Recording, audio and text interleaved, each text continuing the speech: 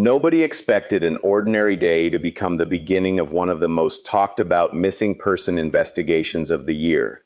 Yet that's exactly what happened when Nancy Guthrie, the mother of Today Show host Savannah Guthrie, seemingly vanished without a trace in 2026. In the hours that followed, investigators began doing what they always do. They reconstructed timelines. They spoke with family members. They reviewed surveillance footage, phone activity, and every confirmed movement they could verify. But as more information came together, one detail kept drawing attention. According to investigators, Nancy's final known days appeared remarkably normal. That may not sound unusual at first. In fact, it's often what makes missing person cases so difficult. Many begin without obvious warning signs. There is no dramatic argument, no emergency phone call, no public indication that something is about to go terribly wrong. So why has this case continued to puzzle investigators? The answer isn't because of one dramatic discovery. It's because several ordinary moments, viewed together, have raised questions that still haven't been answered. And one of those moments happened shortly before Nancy disappeared. To understand why investigators continue to examine those final days so carefully, it helps to begin with who Nancy Guthrie was. Friends and relatives have described Nancy as someone who valued family and routine.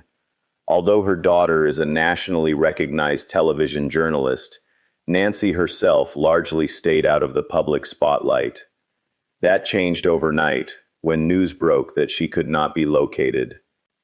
Within hours, local law enforcement launched an extensive investigation. Search teams began working through locations connected to Nancy's known movements. Detectives started interviewing people who had recently spoken with her.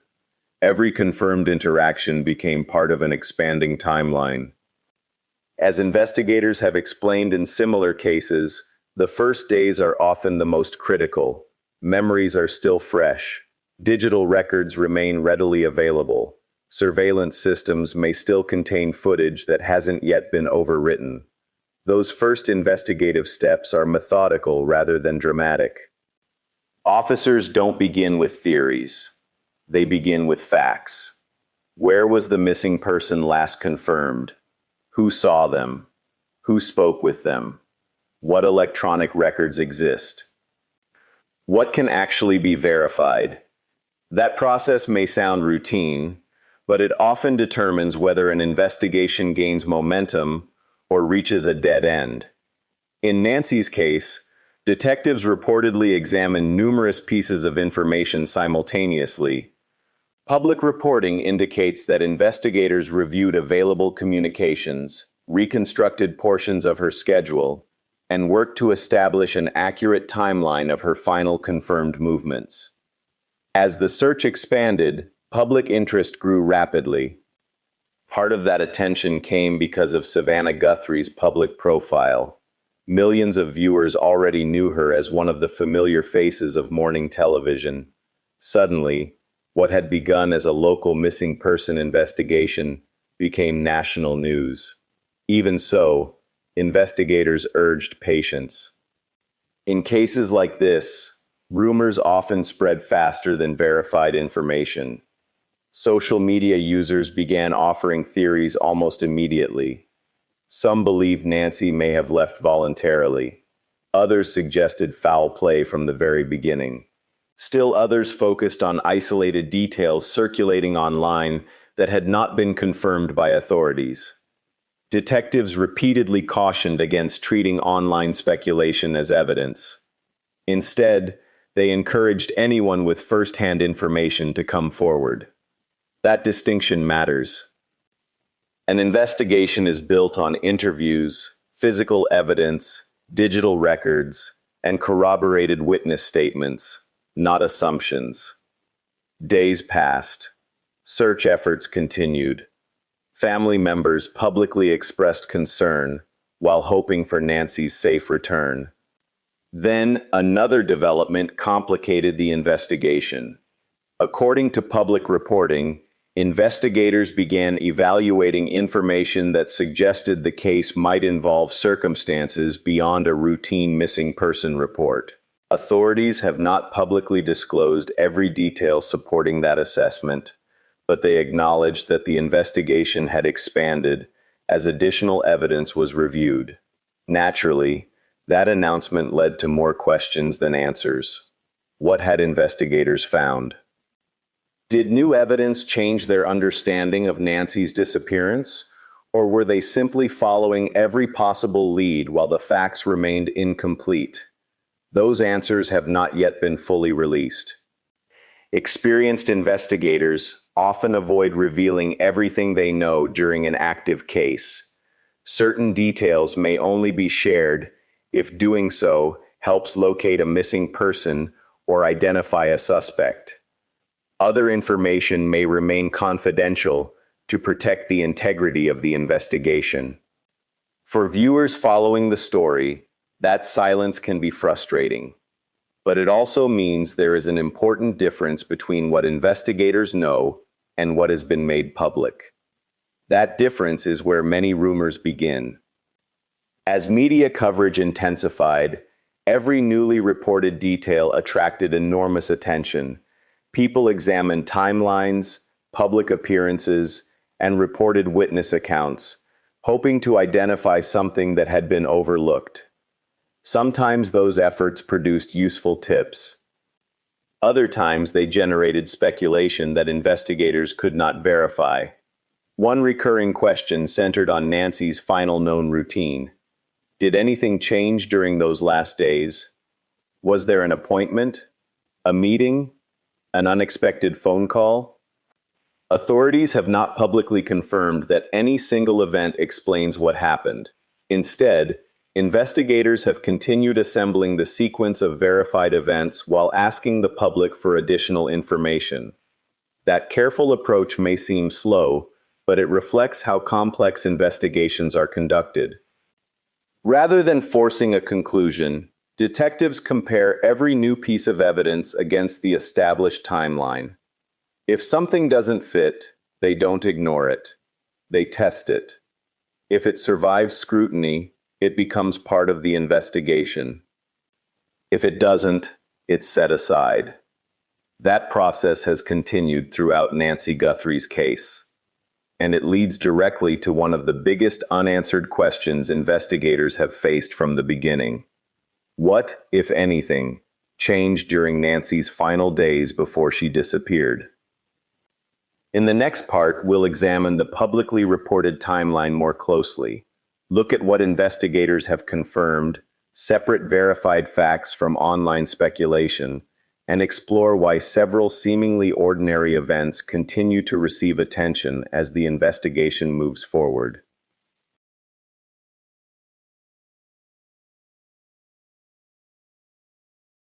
By the second week of the investigation, one thing had become increasingly clear. This was no longer being treated as a routine missing person case. Investigators from multiple agencies were working together, and every hour that passed added another layer of complexity. What made the case especially unusual wasn't one dramatic breakthrough. It was the combination of several verified facts that, taken together, painted a troubling picture. Authorities have consistently said they do not believe Nancy Guthrie left her home voluntarily.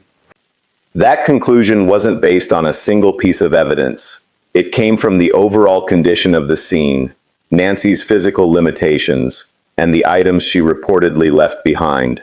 According to investigators, she relied on daily medication and had limited mobility, making it unlikely that she could have simply walked away unnoticed. As detectives continued reconstructing the timeline, they focused on the hours between Nancy being dropped off at her Tucson area home on the evening of January 31 and the moment family members realized something was wrong the following morning. That overnight window became the center of the investigation. Every available source of evidence was examined. Neighborhood surveillance cameras, doorbell camera systems, vehicle movements, phone records, witness interviews. Even seemingly ordinary details were reviewed repeatedly in case they revealed something investigators had initially overlooked. Then, about 10 days into the investigation, authorities released one of the most significant pieces of evidence made public. Surveillance footage captured a masked individual outside Nancy's home during the early morning hours. Investigators said the person appeared to tamper with the home's doorbell camera before Nancy's disappearance. The images immediately became one of the most recognizable pieces of evidence in the case. For many people following the investigation, those images raised more questions than they answered. Who was the masked individual? Had they been watching the home beforehand? Was this someone Nancy knew, or a complete stranger? Law enforcement has not publicly answered those questions. Instead, investigators asked the public to focus on identifying the person shown in the footage, rather than speculating about motives. That careful approach has remained consistent throughout the investigation. Officials have repeatedly emphasized that information released to the public represents only part of what investigators know. It's common for detectives to withhold certain details during an active case. Sometimes that's done to protect witnesses. Other times it's to preserve information that only the person responsible would know. For viewers following the story from home, that can make the investigation seem slow. Behind the scenes, however, investigators continue testing evidence, conducting interviews, and comparing new tips against established facts. One development briefly generated optimism. Authorities recovered a glove near Nancy's home that appeared similar to one worn by the masked individual seen on surveillance video. Investigators obtained DNA from the item and searched national databases, hoping it might identify a suspect. Unfortunately, the search did not produce a match. What initially looked like a promising lead reached a dead end, forcing investigators to continue searching through other evidence. Cases like this often move in exactly that way. One lead creates hope. The evidence is tested. If it doesn't hold up, detectives move on. That process can repeat dozens or even hundreds of times before a breakthrough occurs. Meanwhile, the emotional toll on Nancy's family continued to grow. Savannah Guthrie stepped away from her broadcasting responsibilities for a period so she could focus on her family and support the search. When she later returned to television, it was evident that the uncertainty surrounding her mother's disappearance remained deeply painful. In one emotional public appeal, Savannah asked anyone with information to come forward, reminding viewers that even a seemingly insignificant detail could prove important. Investigators often echo that message. A neighbor who remembers an unfamiliar vehicle, someone who notices unusual activity on a security camera, a witness who initially dismisses a brief encounter. Those small observations have solved cases before. As the weeks passed, another aspect of the investigation drew national attention. Media organizations reported receiving ransom notes connected to Nancy's disappearance. Authorities have treated the communications seriously, but many details have not been publicly confirmed. More recently, reporting described a second note that claimed Nancy had died shortly after the alleged abduction. Importantly, law enforcement has not publicly confirmed that claim, and Nancy has not been officially declared deceased. That distinction is critical. A claim made in a note is not the same as verified evidence. Investigators still have to determine who wrote the messages, whether the information is accurate, and how the notes fit into the broader investigation. Until those questions are answered, authorities continue treating the case with caution. Despite months of investigation, several key questions remain unanswered. Who was the masked person captured on surveillance footage? Why was Nancy apparently targeted? Was this a carefully planned crime or an opportunistic act? And perhaps most importantly, where is Nancy? Those questions continue to drive the investigation today. Detectives have not announced an arrest. No suspect has been publicly charged. And while thousands of tips have reportedly been reviewed, officials continue asking the public for help. The absence of definitive answers has only increased public interest in the case. Yet experienced investigators often caution that complex investigations rarely unfold in a straight line. Evidence must be verified. Witness accounts must be corroborated. Every theory must be tested against the facts. Sometimes that process takes far longer than anyone hopes. In the next and final part, we'll look at what investigators have said remains unresolved, examine the leading publicly discussed possibilities without treating any of them as established fact, and explain why this case continues to leave both law enforcement and Nancy's family searching for answers months after she disappeared.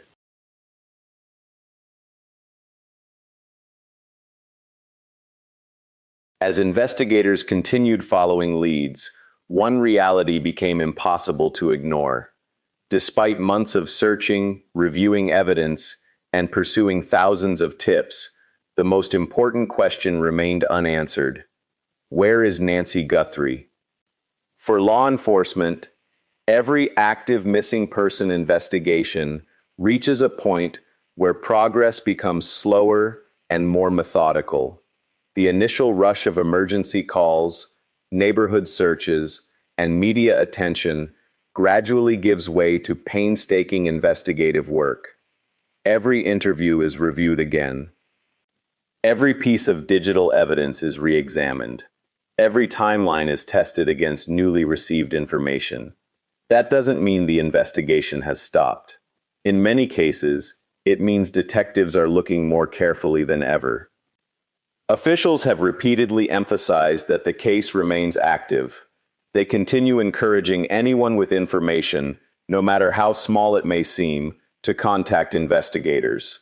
Experience has shown that even a seemingly insignificant detail can eventually connect with other evidence and change the direction of an investigation. One of the reasons this case has drawn so much attention is that several key questions remain unresolved.